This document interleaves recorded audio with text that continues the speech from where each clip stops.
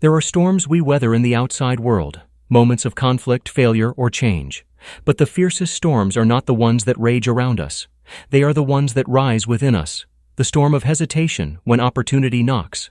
The storm of overthinking when clarity is needed most. The storm of fear freezing us at the very threshold of growth. How many times have we felt it?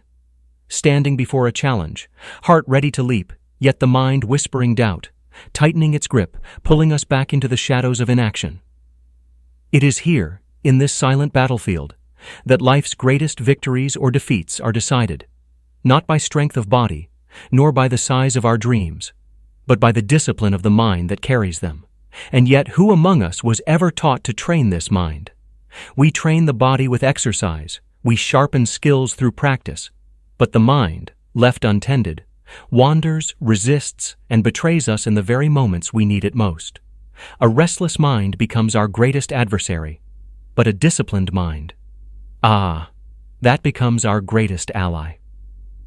Dear friends, welcome to Guide to Reads. Today we open the pages of Andrew D. Thompson's A High-Performing Mind. This book is not about chasing perfection, nor becoming superhuman. It is about learning the art of steadying the mind, so that in the face of fear, we find courage. In the weight of setbacks, we find resilience, and in the noise of doubt, we discover clarity. It is a journey to transform the unseen battles within into quiet victories that reshape the way we live, act, and grow. So, let us take this step together and enter the world of a high-performing mind. 1. When life whispers its lessons.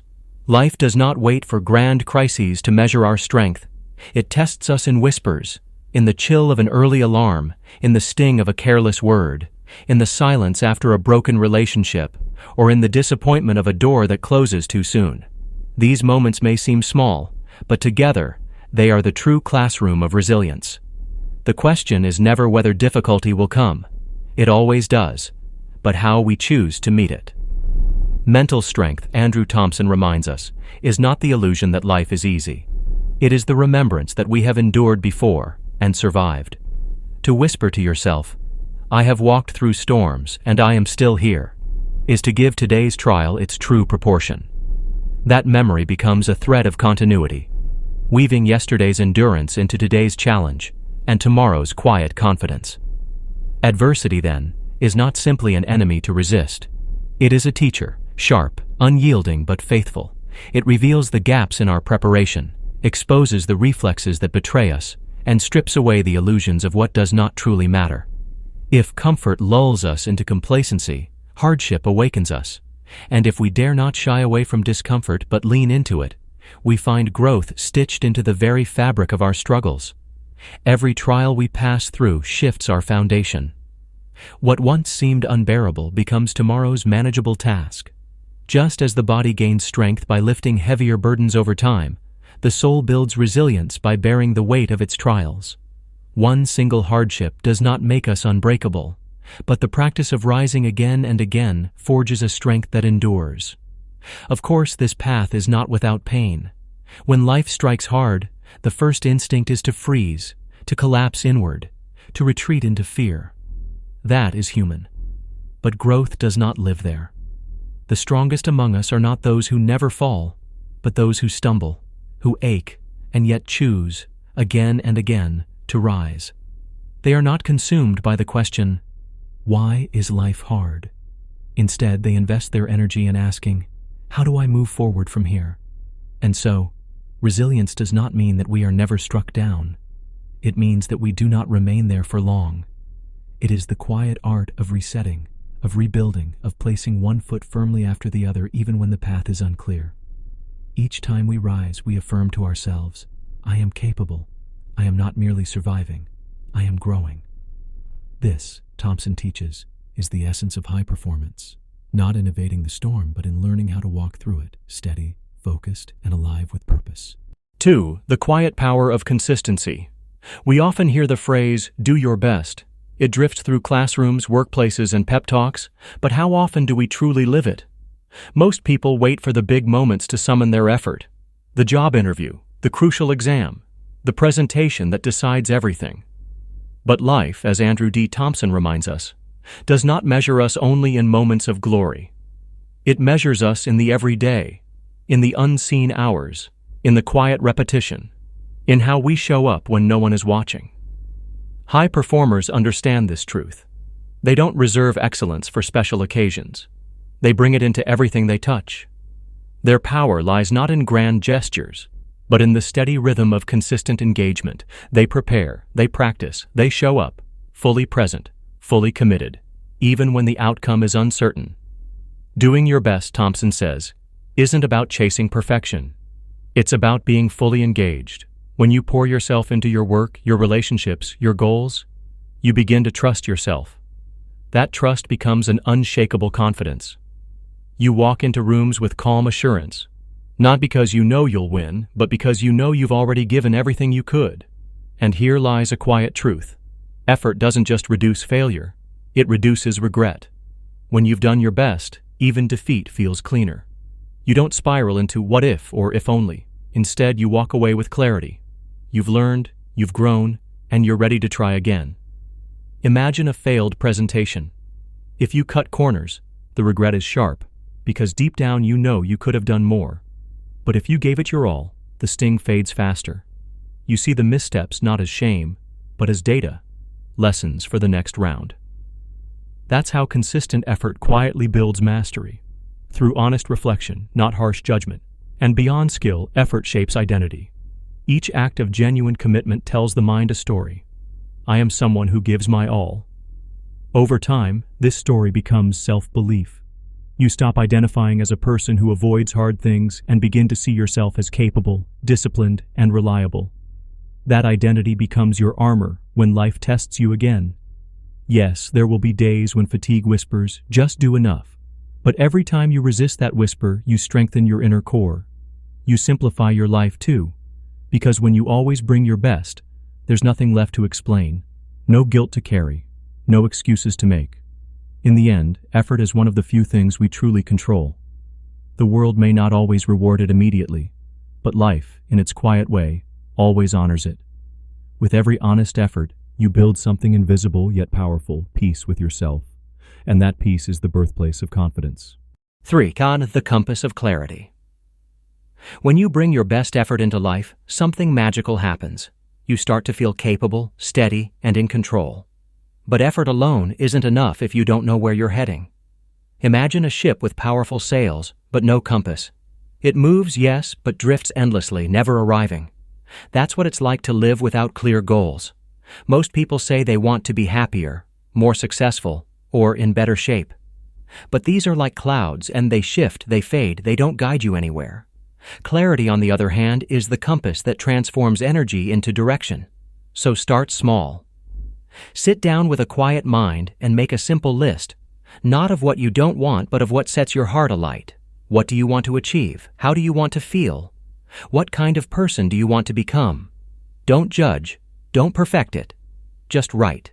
Because the moment you see your goals in front of you, they stop being dreams and start becoming instructions for action. And here's the real secret. Language shapes destiny. When you tell yourself, I don't want to fail, your mind clings to failure. But when you say, I want to succeed with confidence, your thoughts begin to search for the path that leads there. That simple shift, from fear to intention, changes everything. Then, give your goals weight. I want to be healthier is a wish, but I want to walk 30 minutes every morning and cut sugar for a month. That's a map. Specificity brings power, and power brings motion. Now take the next step. Action. Want a deeper relationship? Schedule time for connection, learn to listen, express gratitude, want to grow in your career? Study, reach out, apply, improve. Even one small, deliberate action begins the chain reaction of progress.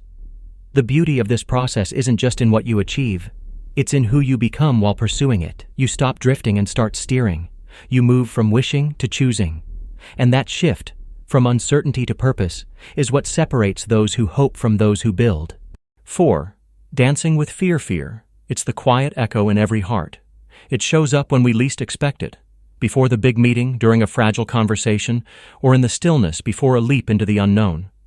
It's loud, inconvenient, often irrational, but it's also deeply human. And here's the truth most people miss. Fear isn't your enemy. When managed well, it can be your ally, sharpening your focus, fueling your energy, and pushing you to prepare harder, to show up stronger. The goal isn't to silence fear, but to learn how to dance with it. When fear arrives, don't deny it. Don't hide behind false calm or forced confidence. Simply acknowledge it. Whisper to yourself, "Yes, I'm scared." That simple honesty changes everything. It breaks the illusion that fear is failure. It reminds you that fear is just a feeling, a visitor, not a verdict. Think of your daily moments, that presentation at work, the exam you've dreaded, the difficult talk you've been postponing. Fear will always try to bargain with you. Cancel, delay, maybe later. But if you wait to feel fearless before you act, you'll wait forever. The brave aren't those without fear, they're the ones who move through it. So next time fear whispers in your ear, imagine it as a noisy passenger sitting beside you. It can talk, it can complain, but it doesn't get to drive. You keep your hands on the wheel, your eyes on the road, your focus locked on where you're going. Because fear, in its own flawed way, is trying to protect you. From failure, from pain, from risk. It's like an overprotective guardian who doesn't know the difference between danger and growth. But once you understand that, you can harness its power. That surge of adrenaline, use it to perform with precision. That nervous energy, channel it into sharper focus. Saying yes to fear doesn't mean you enjoy it. It means you stop running from it. You stop giving it more space than it deserves. You act with it, not against it. And something beautiful happens when you do. Fear begins to change shape. It's no longer a wall, it becomes a signal, a sign that something truly matters, that you're standing on the edge of growth. Because the goal isn't to become fearless. It's to become braver, steady, aware, and unshaken by the noise within. And when you learn to walk beside your fear rather than beneath it, life opens up. You move smoother, clearer, stronger. Not because the fear vanished, but because you finally learned to lead. 5. Rising after the fall. A failed interview. A performance that didn't land. A plan that crumbled just when you thought it was finally coming together. No one walks through life without tasting the bitterness of setbacks. They sting, they shake our confidence, and for a moment they make the road ahead feel blurry. But here's the secret every high-performing mind knows. A setback isn't the end of the road. It's a detour, a redirection, an invitation to grow wiser. When life knocks you off balance, the first thing to do isn't to analyze the fall. It's to remember why you were walking in the first place. Reconnect with your goal. Remind yourself of what first sparked your effort. If you've just stumbled through a failed interview, stop replaying every awkward word or missed answer. Instead, imagine the version of yourself you wanted to be, composed, confident, clear. Let that image become your North Star again. That vision gives your mind direction, and direction gives you power. Once you've refocused, it's time for honesty. Real honesty. Sit with your thoughts, the messy ones, the "I'm not good enough," the "I'll never get there." Write them down, lay them bare before you, because once fear and doubt are written in ink, they lose their shadows. They stop whispering from the dark corners of your mind and stand still, ready to be examined. You're no longer a victim of them, you're the observer. And from that clarity comes your next step, action. Not grand, not dramatic, just one small, deliberate act that nudges you forward. Send that follow-up email. Revise the plan. Ask for feedback. Study harder. Take a walk. Reset. Action has a strange kind of alchemy. It transforms pain into motion, confusion into clarity. Every small move recharges your confidence. It reminds you that you're not powerless. You're still in the game. This is the quiet rhythm of resilience. Refocus on your goal. Name the negativity. Take one small action. And repeat. Again and again until the fog begins to lift.